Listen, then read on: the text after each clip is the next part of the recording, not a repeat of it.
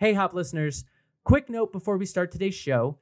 As usual, we did plan to feature several rounds of beer drinking, but unfortunately, technology had other plans for us today. There was a corrupted audio situation, but we wanted to give a shout out to Clown Shoes Brewing and Ithaca Beer Company, the two beers that we drank on the mics that could not make the final episode.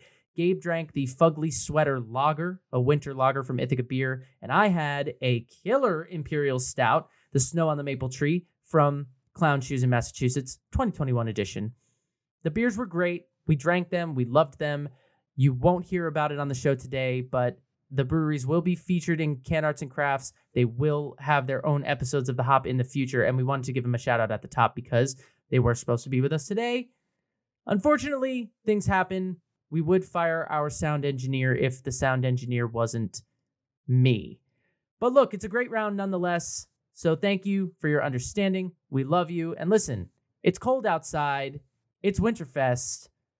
Let's grab a drink.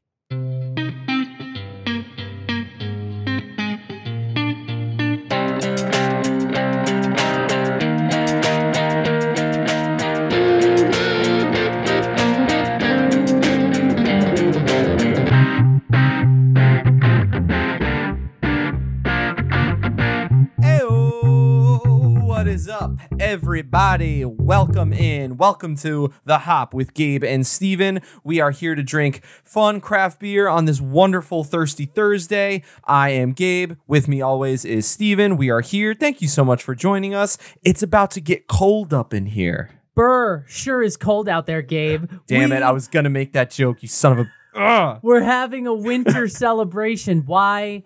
Because we had these beers at Christmas and they didn't make the cut, but that's okay. We're going to do a winter extravaganza, and it's perfect timing because the East Coast just got hit with a terrible blizzard, I heard. Good God. Oh, and I yeah, watched it from afar when it was 70 and sunny. Okay, first of all, screw you. Second of all, we're bringing the winter to you now today. And third of all, yes, we got hit, but I went sledding in Central Park, so I have absolutely no complaints. So you made it fun. Wow, we have so much to do today. First of all, can I just say, for the people, I missed you. It's weird being here every other week, and there's just a part of me that's like, oh, I miss the people this week every in the off season. So and I bet they miss us. So yeah, we have a lot to do. We have so much news to do. We're returning to our This Week in Growth segment. We got 4 beers from 4 breweries. Oh, man, I don't know how we're going to do it in an hour, but we're going to find a way. 5, 6, 7, 8, Patty. So get with us on the social media if you haven't already, at the HO Podcast, Instagram, Twitter. I do want to shout out a couple of fun events that happened recently. Number one, we were featured in Shout Out Arizona. We did a brewery from Arizona recently, and Shout Out Arizona magazine reached out to us, hit us up, did a nice profile, some beautiful pictures of us. It was really well done. We appreciate it. Thank you, guys. Check it out if you haven't. Second of all, at long last, after months of struggle, we have finally released the tomato pickle video. It was sent to Four Quarters Brewing, as I understand it. They were at least tagged in it, which does make me nervous, but it was done with love. I wasn't sure if we should tag them in it. I was like, we are just kind of shitting all over their beers, and then I forget beyond our control. Someone was like, no, they're going to see it, and it's like, okay, well, That's available on our social media. It is very funny. It was a good time, if I do say so. It was well received as well. Yeah. Instagram, Twitter, Facebook. You can send us an email, thehopod@gmail.com, and you can hit us up on YouTube. That's where that video is, and all of our videos and all of our episodes. Just search for the Hop, a Craft Beer Podcast. You will find us. You can subscribe. You can click the bell. And if you like what we're doing here, the best way to show your support and your love is to send us money. No, I'm kidding. It's to give us a rate and review on Apple Podcasts. We really appreciate that. It helps the show get buzz, get attention. It helps us get information from the listeners about what you're loving, what you're not loving, so that we can make the show better for you. So do that, if you please. Connect with us. We love connecting with everyone. If you reach out to us, we will respond. And as always, let us know what breweries to hit up next. Let us know what breweries to repeat. Let us know how, if you're in the East Coast, how you fought the cold. Did you go out sledding? Did you stay inside in your cave? We want to know. We are here for you. Let's get newsy. Breweries. We've got some people moves happening. Deschutes now has his new CEO. Former CEO Michael Lalonde has departed the company after 17 years. 5 of those years were as CEO. Michael, thank you for your service. On to your next adventure, whatever that may be. He is succeeded by Peter, and now I'm not even going to bother with this last name. Skrbek. Skurbeck. Peter Skurbeck. The CFO, he will assume the role effective immediately, and there is a search for a new CEO at Founders Brewing Company. Co-founder and CEO Mike Stevens transitioned into the role of board member. He will be doing that very soon. The company said he wants to pursue other personal ambitions and spend more time with his family. Amen. Good for you. So be on the lookout. Once we know of a new CEO, we will let you guys know. This feels imbalanced because I feel like Gabe gets all the fun news. You're and I get getting all the sad bad news. stuff. Yeah. Yeah. All right. Well, let's have some funerals here.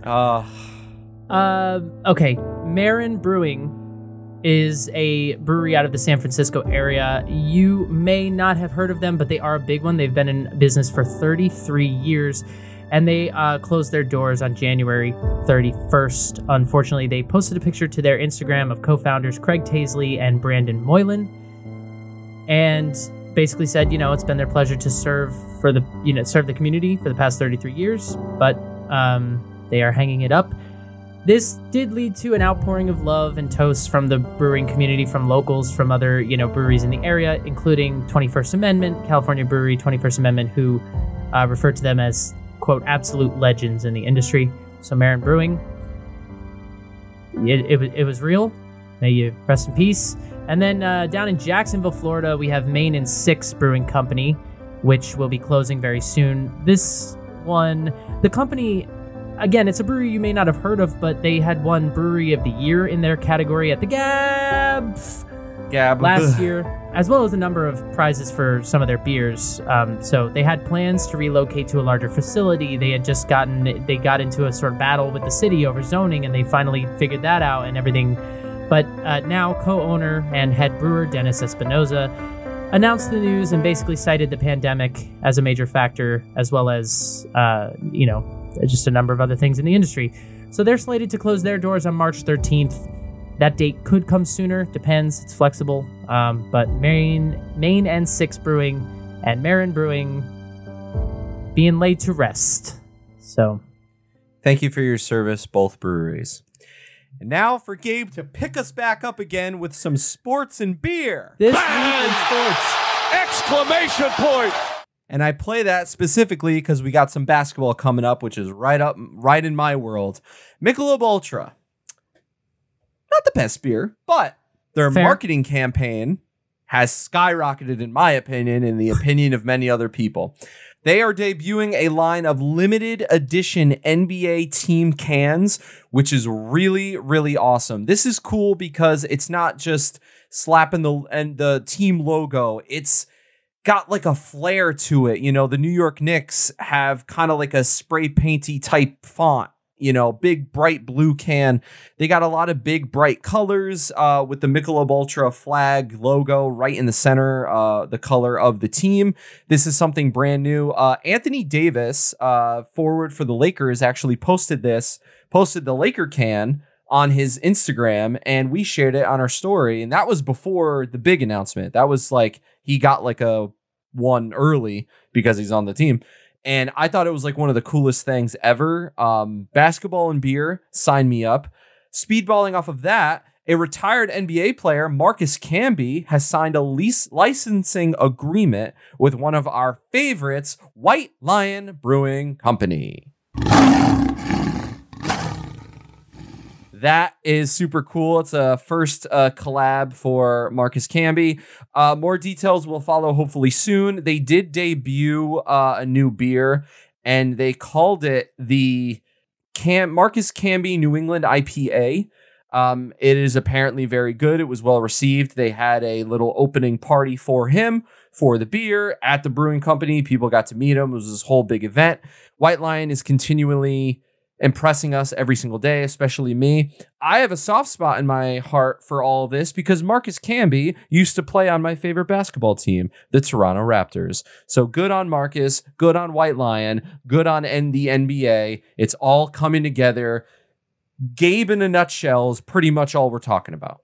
The can story is really cool to me because the NFL has done this with Bud Light for years. Right. But this is even better because, like you said, it's more. There's like artwork involved. It's not just their team logo, which is really cool. All right. Well, we have one last thing to do before we get to the drinking. This Week in Gross.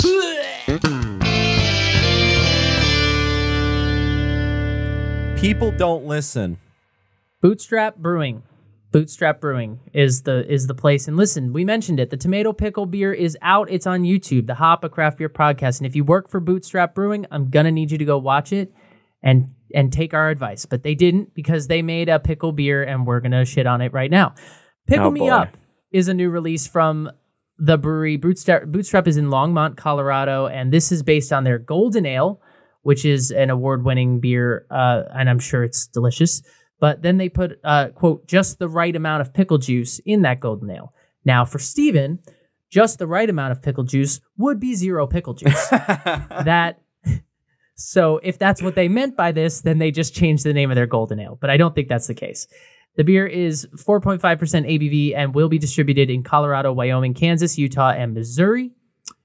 I will give it that the can art is dope. The can art is really cool. It looks like a bunch of, I'm just going to say it, feral cats. But there's one big tiger right in the middle holding a pickle, and across his back it says "Pickle Me Up." It's got like a sea green with pink on the side. I think in Can Arts and Crafts, I'd probably give it like a 9.1 out of 10. It's not bad, but yeah. That was pickle juice in a Golden Ale? That was apparently inspired by, there's like, is cats versus cucumbers a thing on YouTube that I just... Yes, apparently if you throw a cucumber down in front of a cat and they see it, they freak out and jump. I still don't understand it, but apparently it's a thing. So that makes sense. Well, that's where the can art comes from, but yeah, I'm sorry, I cut you off. Pickle in beer is, you were going to say delicious? Or a Golden Ale with pickle juice? Like, no.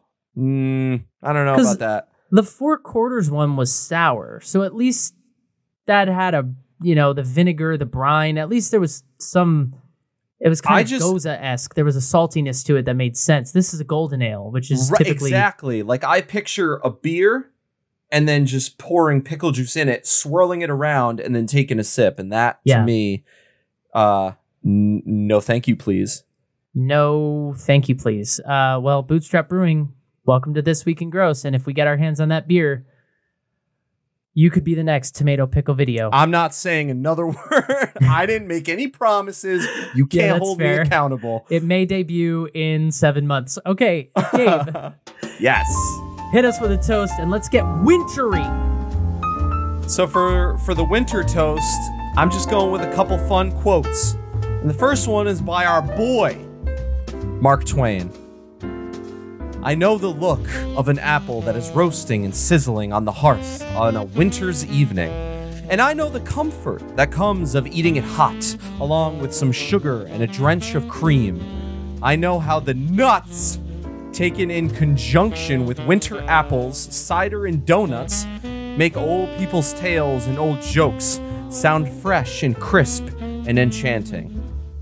And the second and final quote is from our other boy, George R.R. Martin. Nothing burns like the cold.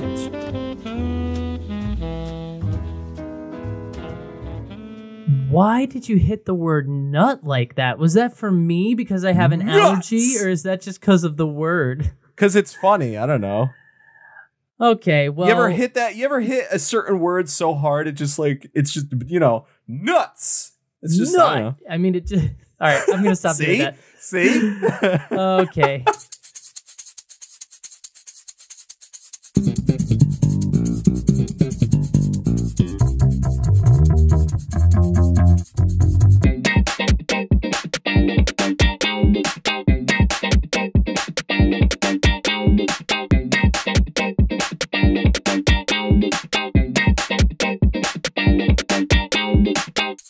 Well, we didn't talk about who's going first, but it's me because you teed me up because I'm drinking out of the Game of Thrones glass. So here we go. I'm kicking things off with Back East Brewery's Winterfest. This is an ale brewed with local honey and cinnamon.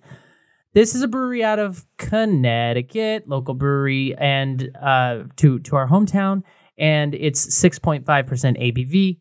Beer Advocate has it at an Untapped. Wow. Beer Advocate has it at an 85. Untapped has it at 3.57. Now, yeah, I'm excited about this because I love these beers that have these kinds of spices in it, like cinnamon and stuff around the wintertime. And also, if you take a look at it, I mean, in the glass, it's just not what I was expecting to be pouring. I was expecting it to be kind of golden, and it's not. It's SRM chart, I would put it maybe around a 28. It's dark copper, amber's not even the right word. It's a dark copper mahogany flavor. It poured with a good creamy tan head, and that head is still there. It's like very sort of creamy, pillowy on the top, receded a little bit, but it's still there. And a little bit of lacing too, which wasn't sure if that would be there or not, but it is.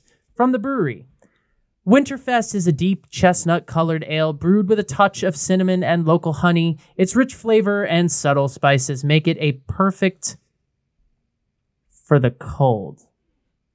Make it a perfect for the cold. Make it a perfect. There might be a word missing there, but make it a perfect beer for the cold. I don't know. Yeah. Okay. That could be on me. I don't know whose fault that is. Secretly, you just want to bring out your Italian. Make it a perfect for the cold. Make it a perfect. To me on camera, it looks like a Guinness. That's what's crazy. I can't really wrap my head around that. Yeah, I mean, I think the camera doesn't do it justice in terms of the color, because it's definitely not that dark, especially if you hold it up to the light. It's definitely in the mahogany copper side of things, sort of has a red ale quality to it in that way. But I can see how you could say that. And the head is definitely that. It's that creamy tan foam that just sort of soaps around the glass really nicely. The nose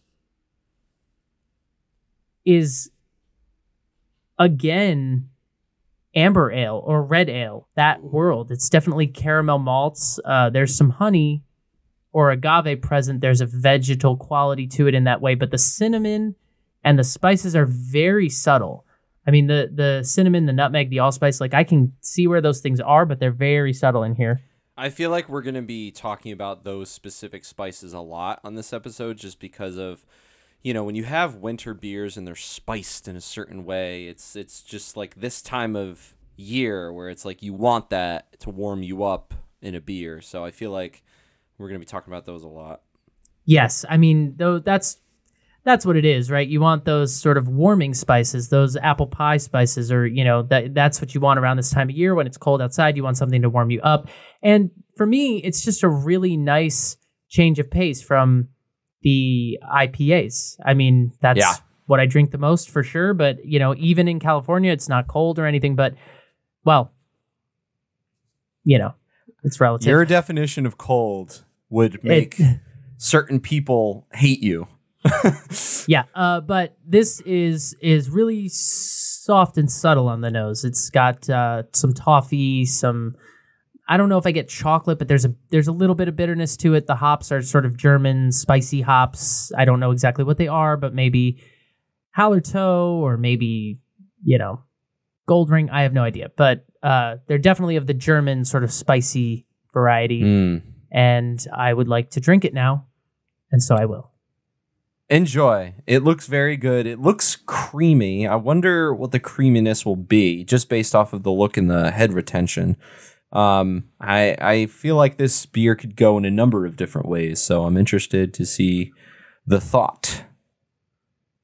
Yeah, it's really nice. The taste follows the nose really well. I think that cinnamon is still very subtle. It's in there more after you swallow it than actually when it's in your mouth. It drinks, again, like an amber ale or a red ale. Those two things mean the same thing, but I think sometimes when you say amber ale, in my head, I picture like a Pilsner. So Yeah. I say them both, but it drinks like that. There's a sweetness up front. There's a sort of caramel or, honey quality in the beginning. And then there's a bunch of different sort of subtle flavors happening, a little bit of fruity, a little bit of toffee, a little bit of chocolate. Really nice malt backbone here. Like the malt is those caramel malts, those like slightly toasted malts, not roasted, but toasted malts are the star of the show. And then you swallow it and there's a bitterness there. And that's where I get some of the cinnamon, but also some of the deeper sort of maybe some espresso, maybe some chocolate, maybe some things like that. There's definitely a bitter back end to it. The mouthfeel is very smooth. I don't know if I'd call it creamy. Maybe I would. Okay. But I would call it warming and comforting. I would call it balanced for sure. And the hops are not very present. I mean, they're in there, but they're not the star of the show. The malt is the star of the show. I would assume so with the color. Oh, 100%. And overall, I mean, it's perfect for the season. And it's not what I'm going to do next, right? It's not a heavy, heavy imperial stout that's like, you got to be curled up on the couch to even get through it. Like this one is drinkable. It's 6.5% ABV. It's very balanced and drinkable in that way. But it provides you with those sweeter flavors, that sort of nice, luscious mouthfeel full of not citrusy fruitiness like an IPA, but instead it's sort of bready, it's homey, it's comfort food, It works really well on that level. So what sort of winter activity or non-activity would you be doing while drinking this? Do you ski? Do you snowboard? Do you go sledding? What do you do? That would be a no. I tried skiing when I was younger, and I did it a couple times, and then I was just like, you know what? I'm going to go in the lodge, and I'll wait for you here. Sledding, snow tubing, if the opportunity presents itself, I guess. But especially nowadays, if it's snowing, I'm on the couch and there's a movie playing, okay? Yeah. And the fire's lit, and I am curled up in a very, very big blanket. That's right. Steven got his big blanket. That's how I handle that. Not a sponsor, but God bless those people. We're trying if anyone knows them. Sweet. Back East Brewing, I should just mention, I said they're in Connecticut. They're in Bloomfield, Connecticut. They distribute in Connecticut as well as Western and Central Mass. They were founded in 2012, and they're kind of killing it in that region. Like I said, small sort of distribution channel, but they were founded by Tony Karlowicz and Edward Fabricki? Sure, Jr. Fabricki. Who are a pair of cousins, and they'd been home brewing since like 2006 or something, and then they decided to open the doors of a brewery in 2012. They had both kind of been interested in it, and Tony went to college in Vermont, and that's where he kind of fell in love with craft beer obviously. Yes. So it's cool. They have a tap room in Bloomfield, like I said. Definitely something you should check out if you're on the East Coast. If you're one of our East Coaster, New Englander people living in the world that's behind me on Zoom. But it's a small brewery, and everything is brewed there, and they are dope. Haven't been on our show yet, but maybe someday. We'll try anything once. Emma, is it my turn? Can I jump in here? Go, please jump in. Steven, do you like frogs? I don't know how yeah, no sure. Opinion? Who doesn't? Well, you're going to love frogs today, because from Frog Alley Brewing, I've got their winter ale. They are in upstate-ish New York, Schenectady to be exact, that weird-ass place. Schenectady. I've got their winter ale. I believe this one is the 2021 edition. There have been a few editions in the past. The can I have, for those of you that really know it, it's the blue, purple, and white can. The frog is white. You'll know that if you know what's up. 7%, 23 IBUs are in this one. Untapped has it at a 3.81. Beer Advocate has yet to review it. On the SRM chart, we're looking at about an 8-ish. It's kind of pale yellow. It is a little see-through. It's not completely, but it's pretty well done that you can see through it. And this is what it looks like for you YouTubers.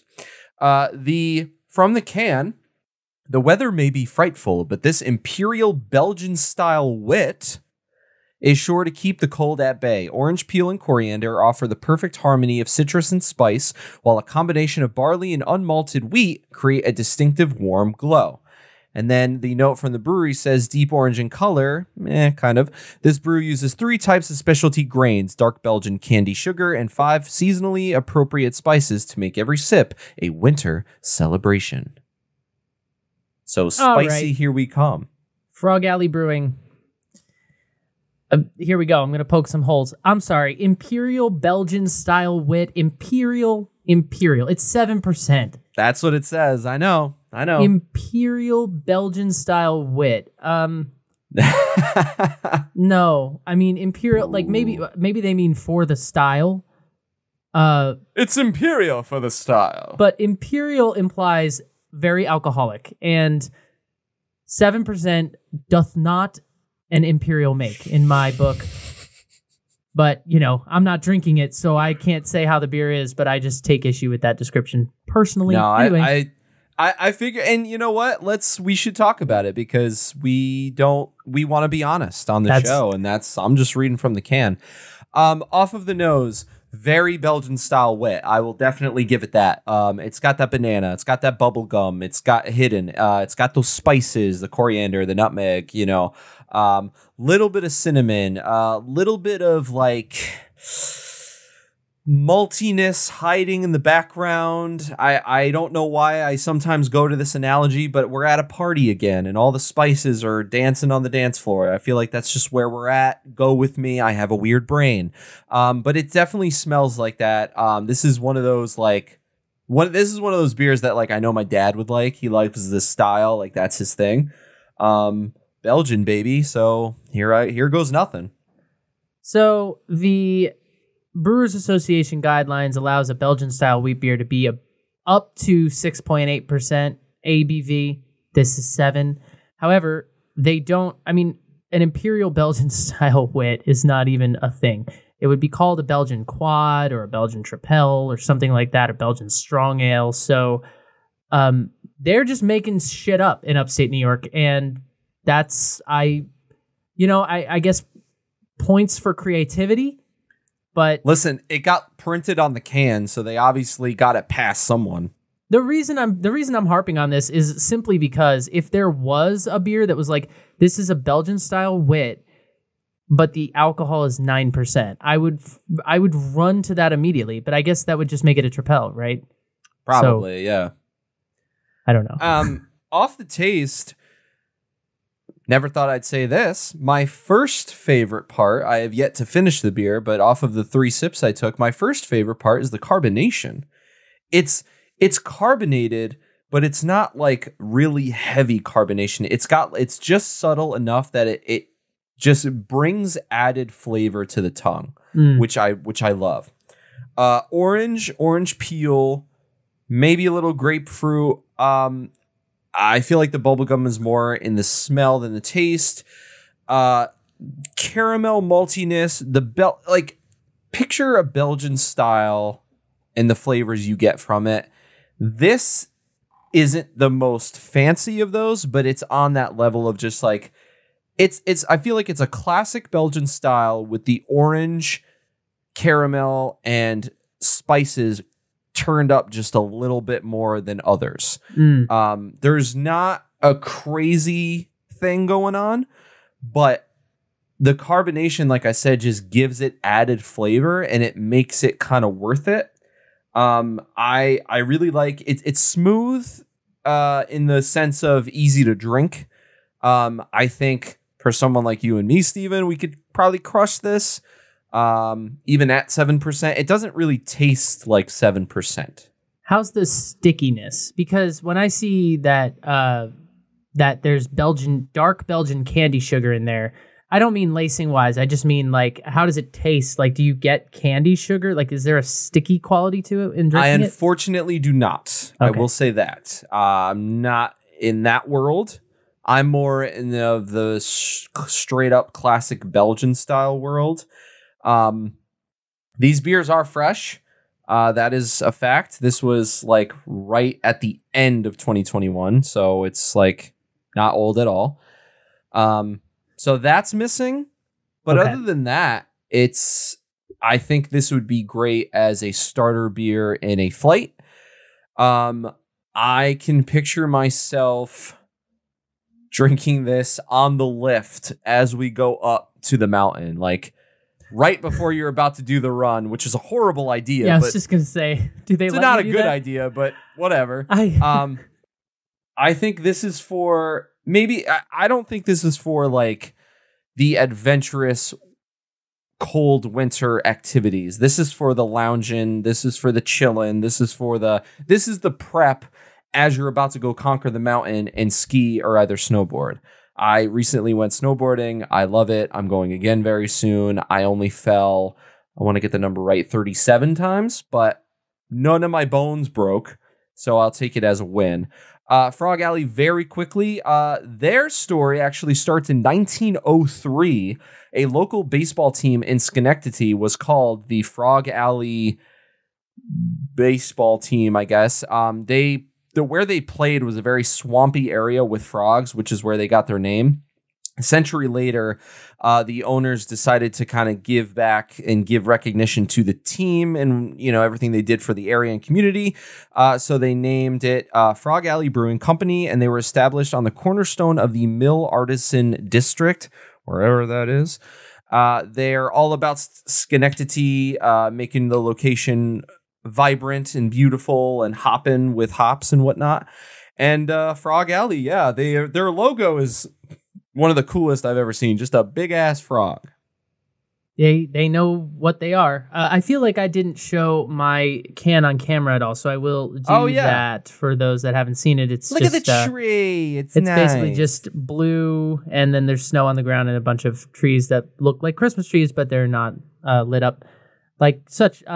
But yeah, I think two different takes on a winter ale that are, they're both, yours and mine are both winter ales, but very different styles. Mine is a winter ale in the form of a amber ale, basically, with honey and cinnamon and those warming spices. And yours colors. is a winter ale in the form of a Belgian wit. Yeah. And it's weird. I wish this was more winter warmy for me. That's what I was going to ask. Like, okay, there's clove and nutmeg in there, fine. But if you just drank that and you didn't have the can or the description, would you be like, oh, this is a winter beer? Or would you Not be at like all. Belgian? Okay. Belgian. I'd be like Belgian, could I drink this in the winter? Yes. Could I drink it in the fall? Yes. Could I drink it in the summer?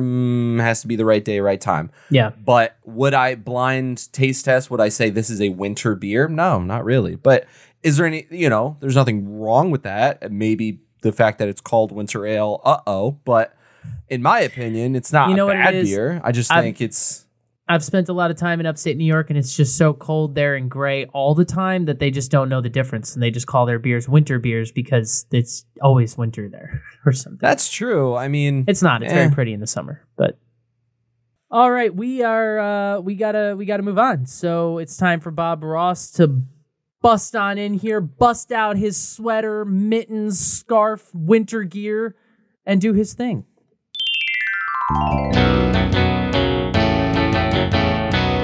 Can Art and Crafts. We have no time to do this, so I am running through. Steven, please present me with your cans because I did not memorize them. It is my problem. All right. Winterfest for Back East. We got a nice bluish darkish sky with some Christmas trees and some snow. The clown shoes, that tree is beautiful. Back East, I'm giving an 8.0. Clown shoes, I'm giving a 9.4.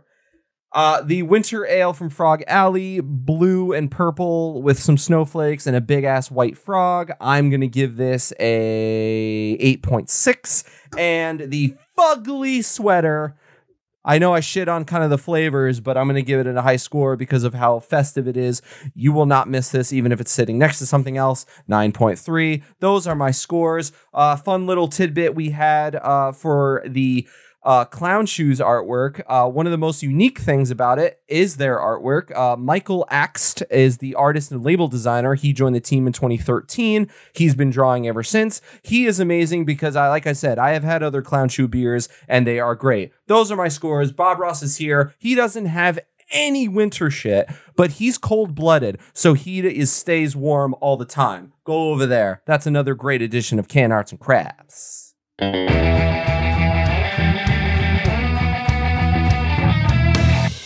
We're not going to drag you through a process where we tell you what's on tap at all 4 of the breweries we visited today, but they all have plenty to offer in their own right. Beer for sure, yes. They're all independent craft breweries, all from the Northeast, all doing, lots of different beer styles, but, where better to go for the cold stuff in this country than the Northeast New England area. And basically, if it's cold where you are, there's plenty of beers to help you suffer through it when you're done shoveling your driveways.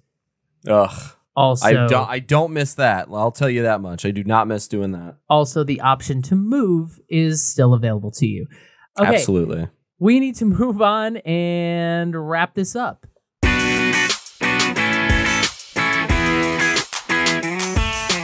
Last call. Alrighty. Rams and the Bucks are going. Sorry. Whoa. The Rams and the Bengals are going to the Super Bowl, which you would think would be our fun topic. But then Gabe saw a commercial, and now we're gonna talk about that. Damn it! Now it's gonna sound like I'm in like a perv or something because I'm bringing this up. This is fair. This shouldn't have aired. There's a new commercial for a company called Roman. If you don't know Roman, they make boner pills and hair products. I think and hair products, but like, who cares about that? Maybe I'm thinking of something else. Don't they do hair products? No, they do. They do. I'm just being an idiot. Very similar to like Hims and other companies that have sort of all that, but I'm not here to talk about the hair loss products. I'm here to talk about what you think we're here to talk about, because I saw a commercial that I almost couldn't believe. There's a new Roman commercial out that's basically gives a fun spin on how to bring up having some fun, wink wink, with your partner when your shipment comes in. And so the commercial starts off and this woman's like, "Hey honey, do you want to go do laundry?" And he's like, "Laundry?" And she's like, "Your new Roman stuff came in." And they're like, "Oh, wink wink, laundry." Second couple, "Let's do our taxes, wink wink." Third couple, we got to leave the restaurant early because we got to go, yada yada yada yada yada. Doesn't he give her a code word? He gives her something. She's like hair dryer, and he's like, "We gotta go. We gotta get out of here." She said the code word, like, "Let's go." And then Grandma and Grandpa come onto the scene. God bless them. God bless them. They need to live. And they need to live their lives. And the best part about this whole thing is like they're bringing up the topic in such creative different ways. And then Grandma just looks at Grandpa and straight up just goes, "You want to do it?" And he's like, "Yeah, all right, I got nothing to do."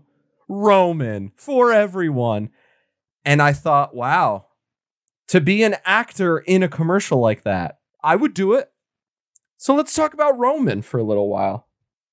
Yeah, it's funny to me when you see commercials that just are what they are. And sometimes you just see things like that. And it's not that, the product is what the product is. It's a useful product a lot of people need. There's nothing necessarily funny about the product. It's just that, like, sometimes in your head, you're like, yeah, they can't expressly say that stuff on TV. It's like Trojan did a commercial once that was like, I believe it was a woman walking through a bar with a bunch of giant pigs, like literally just giant boars, like creepy giant boars. That was the population of the bar.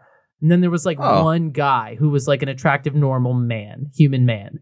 And she like went up to him and he like pulled out a Trojan condom because because he's not a pig. And when you see stuff like that, you're like, wow, what they a can get away with statement. that.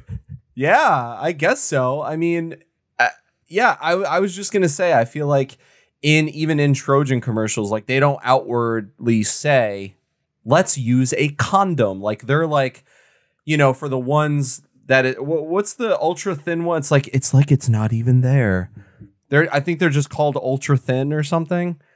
I don't know, but it's just they never outwardly say like, let's use this. It's always just like, what are these things? And it's like, oh, you mean these? It's like there's nothing there. Yeah. Cue subtitle, cue logo, move on to the next commercial. But this Roman commercial was very on the nose. They basically were very upfront about it, and it was it's a little funny when it's me, ma, and pop at the end. It's a little like, oh, that's the couple that just Hey, listen, the rumors are true. They're still living their lives, as we say. I used to work in an assisted living home, and no, I don't have any stories, and I didn't hear anything. I never heard anything. No. I never heard anything. I never saw anything, but I had people tell me like, yeah, this is a thing. And I thought, oh God. Okay, I need a shower and I need to leave. Sometimes you just got to hit the gym. You know what I mean? Sometimes you got to work out those muscles. Fitness is for everybody. Mima. You can still be the best you. Okay, we should. So support Roman. Maybe they'll sponsor us. Hey, and you could. I mean, my dream sponsor. I think I'll say this out loud now if I haven't. My dream sponsor is Manscaped because yes, every time I hear those ads, it's like sometimes they're like quaint about it. They're like men's grooming, and some of the ads are like, you do not want any scrapes or nicks down. down under. Listen, I'm pretty sure there was one commercial where a British lady was like, "It will smooth your balls and butt." And I remember being like, wow, they're just okay. They're just going for it. They're the most amazing again, not a sponsor, but support them, though, because they are the most amazing company. And the reason I love them is it purely for one reason. And it's because they have a product on their website. I don't even know if it's still there, but they had a product that they called the ball mat. And it was there so that when you were shaving in certain areas that you could collect any refuse and and remove of it. Okay, but it looked like a newspaper on the website. It was $5, and the description of it said, "This is a newspaper." Like that's basically what it said. Yeah. And then a guy reviewed it like 4 stars or whatever the max was, and he goes, "This is literally a newspaper." But it's worth the $5 in my head just to give Is it though? It's a $5 joke, and I think that's beautiful. Yeah.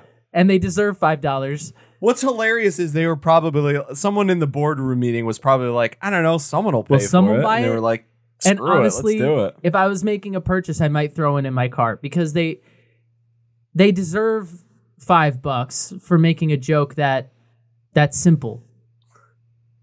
Yeah, their marketing team did not mess around. They understood the assignment.